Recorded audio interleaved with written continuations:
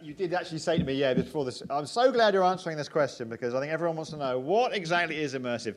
And just for the record, I don't know. And I'm not going to tell you because that would be foolish. I think we've all got our own definition of immersive. What I am going to do is try and bring a few themes into the room, question a few things, tell you a bit about what I do and how I approach the notion of immersive, and hopefully kick us off with some opinions to stress test in this room. Great, and I will also be hosting for the rest of the day, so if you don't like the sound of my voice, I'm sorry about that. You're in for a rocky ride, but hopefully we can have some fun together, and it will be an enjoyable, playful day in the spirit of what is already happening, I think, out there. Before we came in, there's such a vibrant sense of exploration and innovation.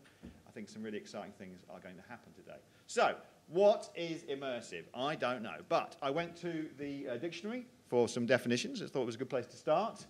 And we're certainly talking about absorption, immersion, that kind of thing. They're all stuff that comes up when you try and explore the notion of immersive. So before I dive back into the actual issues that I think this question provokes, I just want to tell you a little bit about my background to explain why I feel I can talk about this in any way, shape, or form. I used to run a digital studio called Airside. We started in the first dot-com boom in '98. We shut about 5 years ago after we all wanted to go other ways. We ended as friends, which I'm very proud of. We had a very strong multidisciplinary team from a wide range of backgrounds. There's a book about us.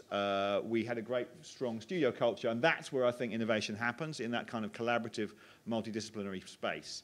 We won a lot of awards, and we also worked for a lot of clients on not just digital immersion, but also real-world immersive projects. This is a project for the Walker Gallery in Liverpool, which is called Inside with a Y, which is kind of an alien forest that you could discover and have interactions with animals and stuff. So we did that for clients, and at the same time I was part of the music industry. I didn't find any halls or whoever else was supposed to be there. It was all fairly nice people, I thought, on the whole. Yeah, we had 3 albums out as Lemon Jelly. It was fun. I was half of that band.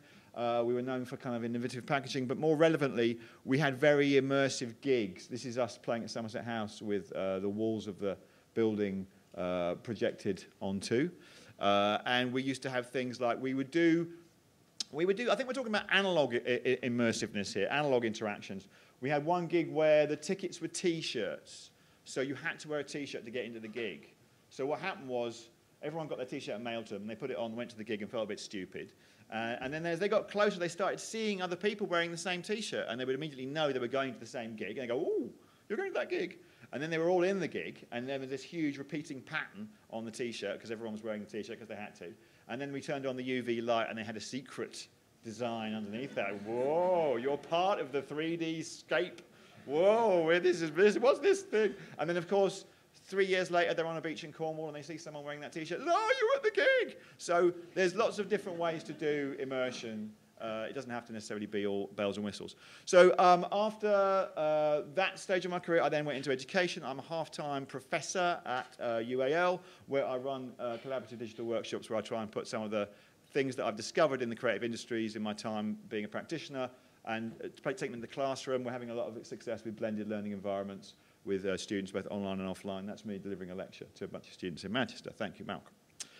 So when I talk to my students about digital and immersion and interaction, I used to show them this slide, and I would used to say something like, we're in a unique position because we've got 1 foot in the past and 1 foot in the future. We can see all the good stuff on both sides, and there was good stuff pre-mobile phones, let's be honest, and we need to be respectful of that and integrate that into the way we move forward. And this new stuff, my God, it's exciting, and let's get our hands dirty with that. This slide makes no sense now. About 1.5 years ago, students started going, what? What is that? This is the slide we need to be looking at now, because the point I'm trying to make is we are not in a destination situation. We have not arrived somewhere yet. We are still in flux. And it seems to be, over the last year or two, a sense that this is it. This is the status quo. We're all going to have iPhones trapped to our hands for the rest of our lives. And you know, this interaction with digital, this kind of feed of our content, this is the way it is. This is our lives now. And that isn't the case at all. It is the case that there are certain people out there, I will use the acronym GAFA, I'm sure you know what I'm talking about, who would like this to be the case because this is a very monetizable situation for the global digital corporates.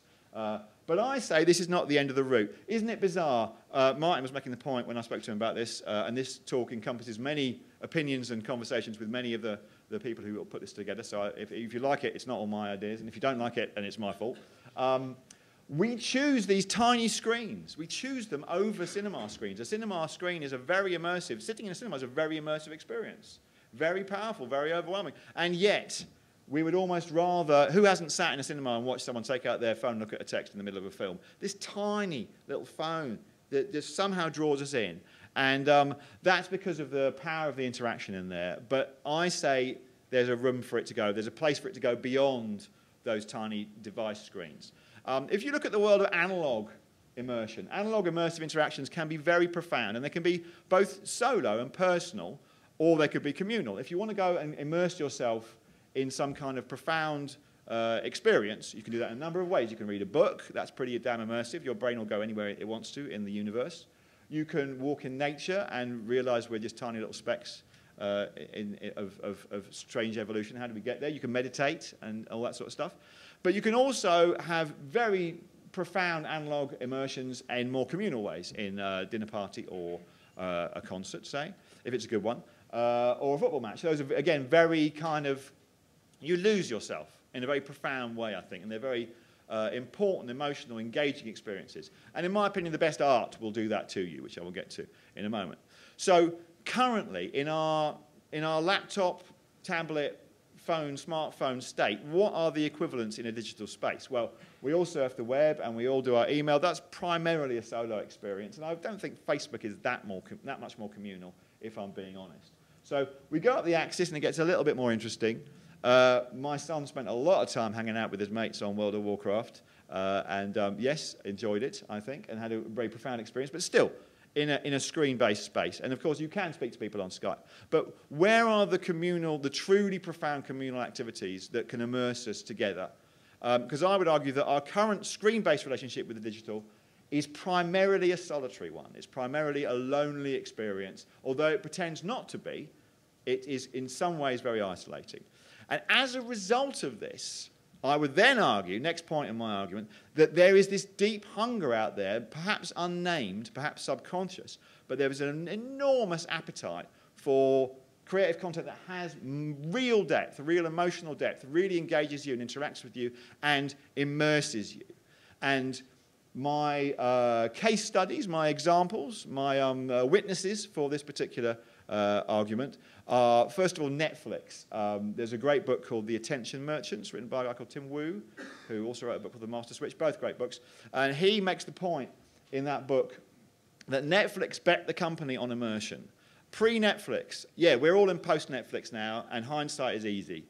But pre-Netflix, anybody would have said, you want to market something to young people in a digital age, it needs to be 90 seconds long. It needs to be very low attention span. It needs to be something they can leap around to, because that's what kids want these days. No, it wasn't. And Netflix are swimming against the tide in a very profound way. They've completely changed the face of broadcasting, as we all know, and they invite people to immerse themselves in very profound worlds for 10, 20 hours at a time if they want to binge. So that, I say, is a profound call, a profound cry from the public for immersion. I think vinyl, the revitalization of the vinyl market, is another example of that. I think it's a much more profound experience to sit with a record sleeve open and look at sleeve notes and experience an album playing from one side and then another. That is a more profoundly immersive experience than listening to Spotify or iTunes. And young people are voting with their wallets on that one as well. And then, of course, there's the very specifically immersive experiences such as escape rooms. Shunt and Punch Drunk, the theatre companies, are creating immersive experiences that just didn't really exist 5, 10 years ago. This is a new thing, and again, I would say it's an emerging format. Yes, the corporates haven't skipped this. This is the VR Star Wars experience, which I know there's some people in the room that are going to shortly, and thank you for putting me onto it. It's, you know, there's big bucks. There's big bucks in immersion, and the corporates are coming for it. Again, Martin, I will credit you with this germ of wisdom. Creative content has not kept pace with technological innovation. It is catching up, and it needs to catch up. But at the moment, there's still this enormous room, enormous scope for creative innovation to partner with technology, and that's what's so exciting about this space. Traditionally, interactive and digital content, well, there's a dichotomy that people talk about, mostly in broadcasting, but they brought it into the digital industries. And it's sit forward, lean back. So this guy is sit forward. And this is the mode that we all know. This is email. And to some extent, this is tablets and smartphones as well. And you are in that low attention span. You don't want to watch Netflix when you're in that mode. So that's one end of the spectrum. And then supposedly more immersive is the lean back space, which is more of a kind of sofa space, the TVs, a communal experience in a living room with your family or your friends, you're hanging out, all that sort of stuff. And isn't it interesting? Well, firstly, I want to say YouTube were trying to get onto this because they launched YouTube Lean Back a couple of years ago, which no one paid any attention to, partly because the content was exactly the same. So they saw this as an opportunity. But secondly, just to go back to that slide, why haven't internet TVs taken off? Why do we not want to surf the web when we're in a TV, when we're sitting on our couches looking at our TV? I mean, maybe some people do. Correct me if I'm wrong. But on the whole, that piece of technology has not been adopted. It's very interesting that that is not the traditional sit-forward interactions cannot be mapped into that lean-back space. They do not work. We don't want to do it. We'll sit and look at our phones and our tablets, but what we won't do is interact with that screen in the same way. Now, I think there are ways to interact with that screen in a more communal space, but I don't think they will be found from the sit-forward model. That's my personal opinion. I think there's a lot more to immersive experiences than sit-forward and lean-back. This is a space that I have visited many, many times. I miss it. I found this slide on the internet. I don't know who these people are, but it's 2 in the morning, and they are getting baked and having the time of their life. Yeah? And we've all been there, I'm sure, and I don't go there anymore, but I'm very, very fond of it. Now, that space deserves a profound digital, immersive, interactive experience. It deserves it. And at the moment, what it's got is, I want to play this clip on YouTube. Oh no, let me stream my Spotify. Surely there's something more interesting that we could do in that space for those people, rather than getting them all to get their phones out and ignore each other. That's the space where innovation could happen, and it hasn't happened yet. I want to talk about music specifically because it's something that I'm very interested in, so I'm going to use music as the primary example, forgive me. But if we talk about a range of potential interactions with music, and if we use the good old 2x2 matrix, the horizontal, vertical axes, then I say we can find a whole bunch of places to explore where there is no innovation happening at the moment, and where we as creative people should be exploring before the corporates get there. So if the horizontal axis is your kind of experience, whether it's immersive or ambient, and if the vertical axis is the number of people you want to interact with, whether it's solo or communal, then, okay, we start off with a fairly traditional kind of headphones in your bedroom experience down the bottom.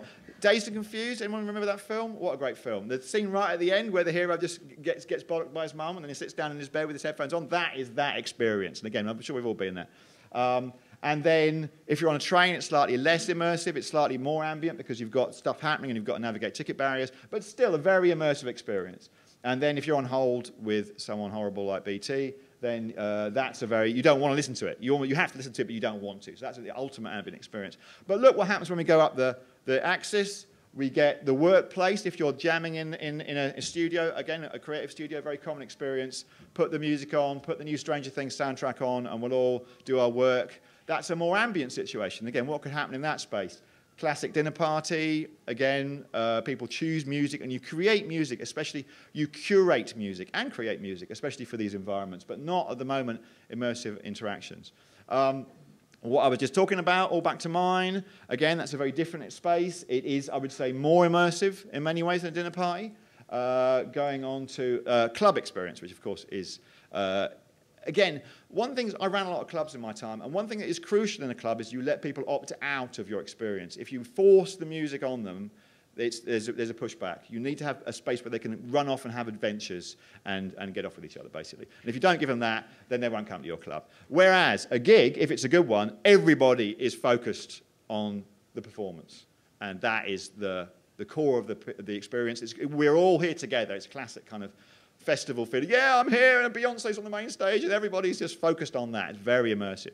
And then, yeah, back to ambient shopping mall. So, yeah, where we don't want to listen to the music and we have to listen to some kind of Bublé at the moment. Apologies. Someone should kill Bublé. Quote me on that. Please do. So, but my point being, oh, look at that red dot. Look at all this space. Huge amounts, acres of space. And I mean, as I said already, most of these experiences haven't got immersive interactions designed for them, and they could have. I want to show you some stuff of mine now. I'm going to play some music. Hopefully that's going to work. This is my attempt to address some of these problems. So this is a... you get anything out of that? Doesn't really need the music, but you should be getting music now. This is an installation called Electricity Comes from Other Planets. No? Okay, never mind. Oh, there we go.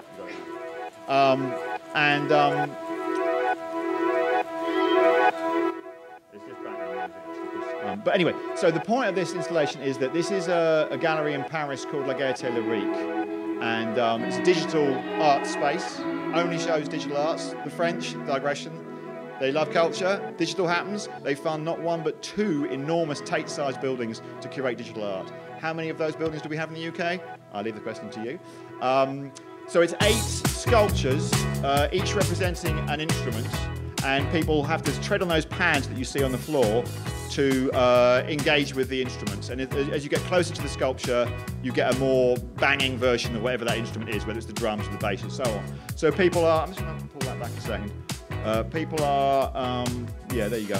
People are creating music together in a space. They're interacting with a very simple interface that's disguised through projection mapping. The actual functionality of this setup is, you know, it's like Candy Crush. It's even more basic. But because it's in a real space and people are leaping about and using their bodies, it's a very different experience, in my opinion. Here is another project called Introvox, which I did at CSM, just over the road, over there somewhere. I've lost my bearings. But, and this is 5 alien heads. It's a similar principle, but it's, we got 5 singers, soprano, alto, tenor, bass, and beatbox. And we gave them each a head to sing out of, and then you have to conduct them from these sensors here. But again, you only get one voice if you're in on your own. You have to have other people to commune with to create a piece that that truly explores the extent of the audio. And we've got so much work to see today. I just wanted to give you a quick flash of my attempts to explore those spaces with truly immersive experiences that are exploring, you know, we've got so many opportunities to innovate here with all this lovely technology at our fingertips, but how do we turn it into profound artistic experience? I think that is the big question. All right, so that's enough of that. So my friend in Silicon Valley, he says, he works with investors there, and he says that the mantra now is you go and see a startup and you don't give them their business unless they've really got these 3 people embedded on the board of that startup. They need a business person who's shit hot at business, obviously. They need to get their business models absolutely banging. You need a technologist who is going to be able to create cutting-edge, innovative technology. That's a given. But now the third person there is the design. And if you want to call that the artist or the creative, that's fine by me.